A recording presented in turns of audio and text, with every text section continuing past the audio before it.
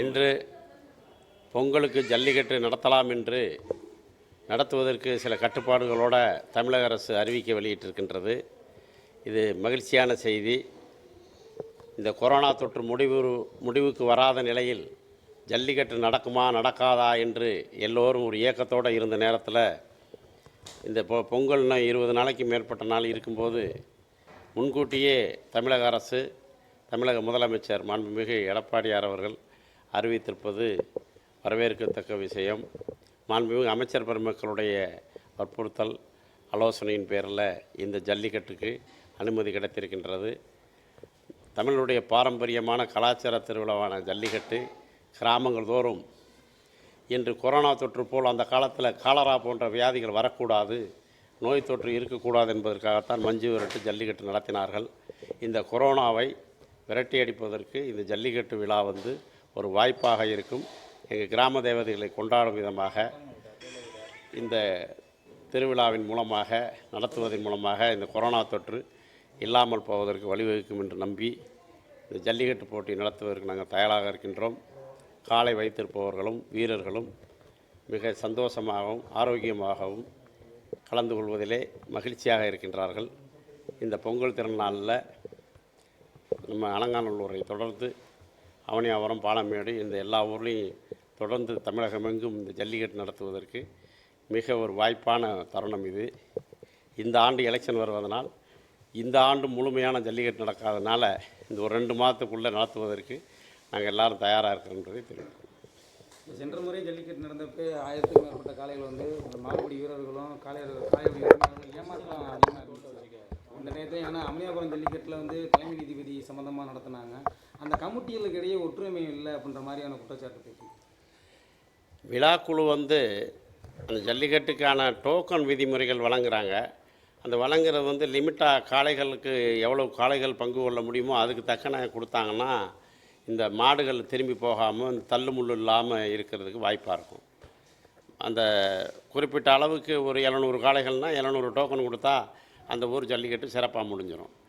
2000 3000 கொடுத்தா அது வந்துட்டு திரும்பி போகிறது மாதிரி தள்ளுமுள்ளு, போலீஸாருக்கும் காவலர்களுக்கும் இடைஞ்சல், வர்றவங்களும் நிம்மதியாக மாட வைக்க முடியாது. ஆகையினால விழாக்குழு அளவான டோக்கனை கொடுத்து ஜல்லிக்கட்டு நடத்தினா நல்லாயிருக்கும். பாலமேடு பகுதியிலிருந்து இங்கே நடத்தணுன்றது மட்டும்தான் கோரிக்கை. இது இதில் எங்களுக்கு கஷ்டம் கிடையாது. இந்த சோதனை என்பதில் எங்களுக்கு கஷ்டமே கிடையாது. இது பாதுகாப்புக்காக தானே பண்ணுறாங்க. அது வரவேற்கக்கூடிய காலகட்டம். பார்வையாளர்கள் அதிக அளவில் லட்சக்கணக்கான ஐயா பார்வையாளர்கள் வர்றாங்க. இப்போ களத்தில் காண்றவங்க இப்போ அலங்காநல்லூரில் 2000 பேர் பார்க்குறாங்கன்னா உங்கள் மாதிரி இந்த தொலைக்காட்சி மூலமாகவும் இந்த வீடியோ பதிவு மூலமாக கோடிக்கணக்கான மக்கள் உலகங்க இருக்க பார்க்குறாங்க. ஆகையில் நடக்கிற நிகழ்வில் ஒரு 1000 பேர் 500 பேர் கம்மியாக இருந்தால் கூட உலகம் பூரா பார்க்குறதுக்கு ஒரு வாய்ப்பாக இருக்கும். ஆகையினால ஜல்லிக்கட்டு போட்டிகள் தொடர்ந்து நடக்கணும். இந்த கட்டுப்பாடுகள்லாம் கண்டிப்பாக இந்த கொரோனா காலத்துக்காக தானே சொல்கிறாங்கல்ல, நம்ம ஏன் அதை போய் சொல்ல போகிறாங்க. கண்டிப்பாக அதை கடைப்பிடிக்கணும். தமிழக அரசினுடைய சிறப்பான இந்த செய்தி எங்களுக்கு மகிழ்ச்சியாக இருக்குது. இந்த சட்டத்திட்டங்களை வழிமுறைப்படுத்தி ஜல்லிக்கட்டை தொடர்ந்து நடத்துவோம். என்ன அது ஒவ்வொரு ஊர்லேயும் ஒவ்வொரு விதமான பிரச்சனைகள் இருக்குது. நம்ம ஜல்லிக்கட்டுக்கு அதெல்லாம் பிரச்சனையாக வரக்கூடாது. இது ஒரு மதசார்பற்ற ஜாதி அப்பாற்பட்ட ஒரு விழா. இதில் ஜாதிகளுக்கெல்லாம் வேலை இல்லை. எல்லா ஊர்லேயும் அங்கங்கே அவங்களுக்குள்ள சிறப்பு மரியாதைகள் போக்குவரத்து கொடுத்து நடத்துகிறாங்க. ஆகையினால அது ஊருக்கு மாறுபடும். ஆகையினால ஒரு ஊரை காரணம் காமிச்சு எல்லா ஊர்லேயும் அந்த மாதிரி இருக்குன்னு நம்ம நினைக்கக்கூடாது. எல்லா ஊர்லேயுமே அந்த பாரம்பரிய வழக்கப்படி நடத்துவதற்கு எல்லாம் தயாராக இருக்காங்க. நடத்துவதற்கு இன்னும் சொல்லப்போனால் நீங்கள் சொன்னது மாதிரி கொஞ்சம் இருக்கிறவங்க அனுசரித்து விட்டு கொடுத்து ஈகோ பார்க்காம எல்லோரையும் அரவணைச்சு கொண்டு போய் இந்த ஜல்லிக்கட்டை, ஏன்னா ஜல்லிக்கட்டு நடத்துகிறது இன்றைக்கி ஒரு பெரிய அரசுகிட்ட அனுமதி வாங்கி அதை கட்டுப்பாடோடு நடத்துகிறது மிக ஒரு சாதாரண சூழ்நிலை. அதை நம்ம எல்லோரும் ஒற்றுமையாக இருந்து தொய்வு இல்லாமல் நடத்தணும். அது பகுதியாக பேச்சாக கொடுப்பாங்க.